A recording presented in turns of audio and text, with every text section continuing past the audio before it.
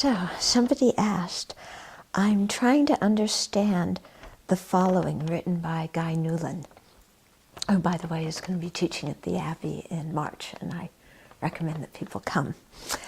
So Guy said, as we deepen our understanding of emptiness, we grow increasingly to distrust and disbelieve this false appearance, but the false appearance remains until we are Buddhists.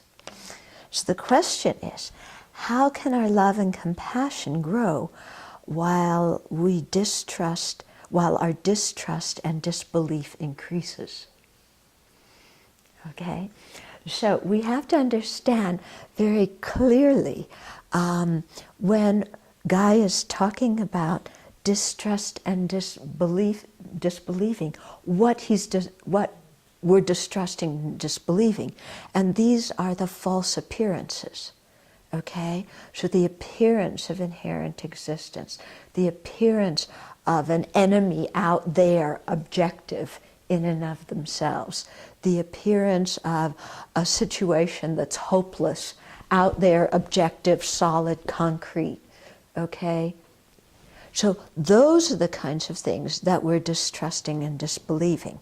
All those false appearances and the objects of all of our misconceptions.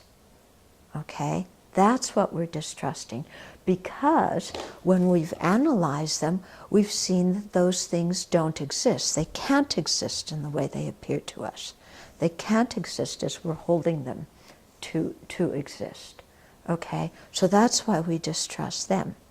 But we're not distrusting sentient beings, and we're not disbelieving in sentient beings. Okay, conventional existence exists. We're not distrusting that. Okay, dependent arising, you know, that's a valid, reliable, accurate way of existing. We've established it through reasoning. We don't need to distrust that. Okay, so there's dependently arising sentient beings. They have dependently arising suffering and happiness. Okay, so we function in that conventional world, yeah? So we have to be very clear. So when you're a bodhisattva, you don't go around distrusting sentient beings. If you do, you're going to have a very hard time having compassion for them. Yeah, because when our mind is full of distrust, it's hard to be compassionate, isn't it? You know, we're too busy sitting there, are they like this? Or, you know, too much suspicion and distrust. And where does that suspicion and distrust come from? You know, I want to be safe. I don't want to suffer, you know.